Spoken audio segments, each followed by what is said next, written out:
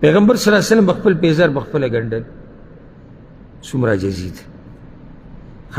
خپلی کپڑی بے عائشہ رضی اللہ عنہ وی کلنا کل بے خپل کپڑا بخپل گنڈل کولی او دا چا بارکی چیتا سا خبری کوم کنا نو دا یاد ساتی چی دا سید الاولین والآخرین دی دا اولنو دا آخرنو سردار دی دا زی چیتا چا خبری کوم دا سردار دا پیغمبرانو دی دا زی چیتا خبر کوم کنا دا دپشان عزتمن انسان دی ازمکی ندیری دلی